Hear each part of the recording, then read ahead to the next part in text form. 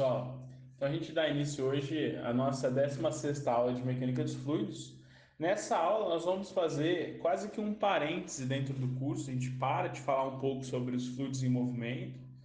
A gente vai retomar esse estudo dos fluidos em movimento nas aulas seguintes, mas nessa aula 16ª nós vamos tratar um pouco de uma ferramenta que é muito útil para nós dentro da mecânica dos fluidos e dentro da engenharia hidráulica em geral, que é a análise dimensional.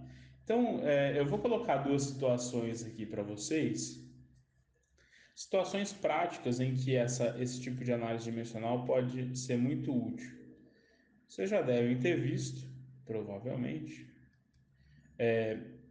pilares de pontes que estão aí fixados nos leitos dos rios, né? Então aqui tem um pilar, por exemplo, cilíndrico, e eu tenho o rio que escoa e passa em volta desse pilar. Caso vocês queiram fazer essa visualização com maior detalhe, inclusive do tipo de escoamento, o que acontece, eu sugiro que vocês procurem no YouTube visualização de escoamento ao redor de corpos. É um fenômeno muito interessante porque, claro, dependendo do formato desse nosso pilar, da velocidade de escoamento, etc., formam-se vórtices, formam-se diferentes esforços nesse pilar. E a gente precisa estudar esse tipo de coisa para poder saber, por exemplo, qual é o dimensionamento desse pilar. Qual seria a melhor forma desse pilar? Por que não fazer em forma, como a gente gosta de chamar de aerofólio, né? Em que eu tenho menores efeitos aqui da formação de vórtice e tudo mais. Outro caso também que a gente poderia pensar é o seguinte: imagina que eu tenho uma tubulação instalada no laboratório e eu quero saber, passa por ela aqui uma vazão Q, eu quero saber qual que é a diferença de pressão aqui entre o ponto um e o ponto 2. Ou seja, conhecendo diversos parâmetros físicos e hidráulicos, eu quero saber como expressar essa diferença de pressão. Então, são situações práticas do dia a dia que envolvem várias variáveis, né? Olha, no caso da tubulação, eu tenho vazão, tenho diâmetro, tenho tipo de material, tenho a cota, tenho o comprimento dessa tubulação, enfim, uma série de situações de variáveis que vão fazendo o meu problema crescer. Imagina levar isso para o laboratório e testar diversas vazões, diversos diâmetros, diversos comprimentos, diversos materiais. Eu começo a ter uma quantidade de dados a serem trabalhados que é muito grande. Então, para tentar diminuir essa quantidade de variáveis envolvidas no processo, não diminuir o número de variáveis envolvidas no processo, mas trazê-las de forma agrupadas e relacionadas entre si, é que serve a análise dimensional. Então, algumas definições da literatura vão trazer que a análise dimensional é um método para reduzir o número de variáveis experimentais que afetam um dado fenômeno físico através da compactação. Eu vou fazer uma correção, eu acho que a questão aqui não é necessariamente diminuir o número de variáveis, as variáveis continuam as mesmas, mas é interessante esse complemento, experimentais, ou seja, a gente vai para o campo experimentar menos variáveis, nós vamos fazer outras correlações, tá? E essa técnica de compactação dessas variáveis. Então, nós vamos compactar, nós vamos agrupar e trazer correlações matemáticas entre elas. Antes, para a gente fazer isso, precisa a gente tomar em conta duas coisas. As grandezas físicas, elas têm dimensão, então é a medida dessa grandeza física, e elas têm unidade, é uma forma comparativa de dimensão. Então, quando eu falo que a distância da minha casa à padaria é 300 metros, eu estou falando que é 300 vezes o que é um metro. E o que é um metro? Quando eu falo o mouse pesa, não sei, 0,2 quilos, o que é o quilo? O quilo é uma unidade de medida. certo? Uma unidade que vai falar, olha, esse mouse pesa 0,2 do que pesa o quilo. Até muito pouco tempo atrás, o quilo era esse cilindro estabelecido aí na França, né? Pelo Centro de Medidas da França.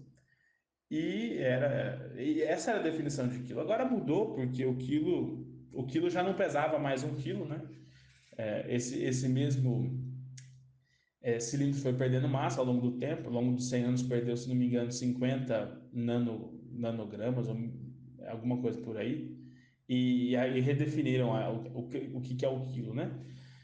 Mas o que é importante a gente pensar aqui é que as nossas grandezas físicas têm uma dimensão e têm uma unidade, tá? Quando eu falo de dimensão, há formas de representar essa dimensão das grandezas físicas. Então, por exemplo, um sistema básico de dimensão é o sistema que a gente chama de sistema MLT. Ele usa a massa, o comprimento e o tempo para expressar a dimensão de outras variáveis. Então, o sistema básico, ele nos ajuda a expressar a dimensão de outras variáveis. Por exemplo, se eu penso em velocidade, qual seria a dimensão de velocidade no sistema MLT? Velocidade é comprimento dividido por tempo. Então, L T a menos 1. Esse colchete aqui é para designar a dimensão, tá? Aceleração. Aceleração é velocidade dividida pelo tempo. Então, vai ser L T a menos 1 dividido por T. Ou L T a menos 2. E força? Força é massa vezes aceleração. Então, unidade é dimensão de massa vezes dimensão de aceleração. Isso vai ser massa vezes L T a menos 2. E tensão? Tensão é força sobre área. Isso vai ser unidade de força por unidade de área. A área é T ao quadrado. Perdão, é L ao quadrado. Então, eu posso escrever isso como M L a menos 1 T a menos 2. E por aí vai. Então, vejam, são formas de expressar grandezas físicas em um sistema de dimensões, tá? Um sistema de unidades MLT. Existe um outro sistema que é o sistema de força. Em vez de usar massa, usa a força, tá? Então, por exemplo, a força é a unidade básica, então a massa vai ser unidade de força sobre de aceleração. A gente já viu que a unidade de aceleração aqui em cima é LT a menos 2, então isso vai ser força sobre LT a menos 2, ou força L a menos 1 T ao quadrado. Então, é outra maneira de expressar. Aqui no nosso curso, nós vamos usar o sistema MLT para achar as dimensões das variáveis, tá?